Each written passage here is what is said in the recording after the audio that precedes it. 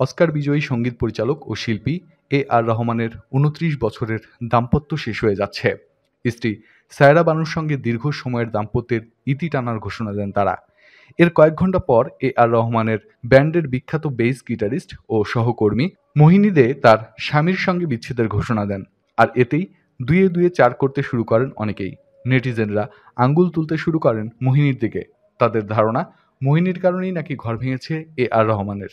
এ নিয়ে মুখ খুলেছেন আর রহমানের স্ত্রী আইনজীবী বন্দনা শাহ। তিনি জানান, দীর্ঘ তিক্ততা এই বিচ্ছেদের নেপথ্যে। উভয় পক্ষই চেষ্টা করেছিলাম মিটিয়ে নিতে, তবে আর হয়নি। সায়রা অপারক। ইতিমধ্যে বিভিন্ন মহলে শোনা যাচ্ছে ভরণ পোষণ বা খরপোশ পাবেন সায়রা। সে কথা উড়িয়ে দিয়েছেন সায়রার আইনজীবী। তিনি পাশাপাশি এ বিষয়টাও স্পষ্ট করেছেন, রহমান সায়রার বিয়ে ভাঙলেও বন্ধুত্ব অটুট। আইনজীবী এ বিষয়ে বলেন, তাদের এ বিচ্ছেদের সঙ্গে মোহিনীর কোনো সংযোগ নেই। এরকম আরও অনেক ভিডিও পেতে নিউজ এক্সপোজার টিভির সাথেই থাকুন। চ্যানেলটি সাবস্ক্রাইব করুন এবং সাথে বেল আইকনটি বাজিয়ে দিন। আসসালামু আলাইকুম।